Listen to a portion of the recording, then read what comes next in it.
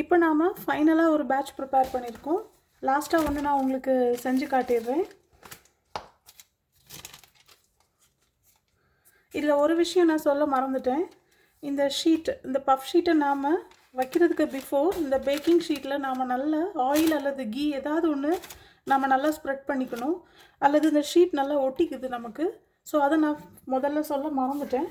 So இந்த மாதிரி ஒரு பேக்கிங் ஷீட் அல்லது வேக்ஸ் பேப்பர் நீங்கள் யூஸ் பண்ணிவிட்டு அது வச்சுட்டு அது மேலே நாம் ஆயில், கீ அல்லது பட்டர் ஏதாவது ஒன்று நாம் ஸ்ப்ரெட் பண்ணிக்கிட்டோன்னா நமக்கு இந்த ஷீட் ஒட்டாமல் இருக்கும். அண்ட் இன்னொரு இம்பார்ட்டண்ட் திங், ஒருவேளை நீங்கள் வெளியே எடுத்து வச்சு இந்த ஷீட் ரொம்பவே டீஃப்ராஸ்ட் ஆகிடுச்சு, ரொம்ப ஸ்டிக்கியாக நீங்கள் ஃபீல் பண்ணிங்கன்னா ஒரு 5 மினிட்ஸ்க்கு குயிக்காக ஃப்ரீசரில் போட்டிங்கன்னா நமக்கு கையில் ஒட்டாத அளவுக்கு அது டக்குன்னு நமக்கு செட் ஆகி நமக்கு ஒட்டாமல் வரும்.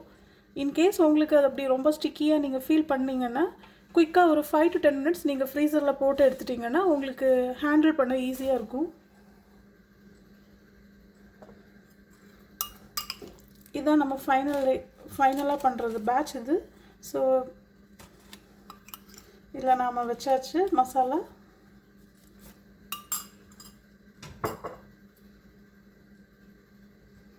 அண்ட் இப்போ நாம் எக்கையும் இதில் வச்சிடலாம்.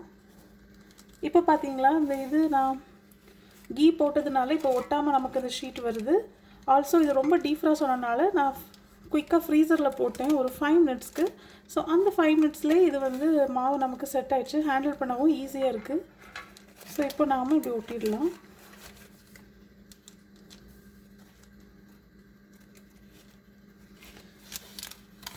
ஸோ இப்போ நாம் எக் வாஷ் பண்ணிடுவோம்.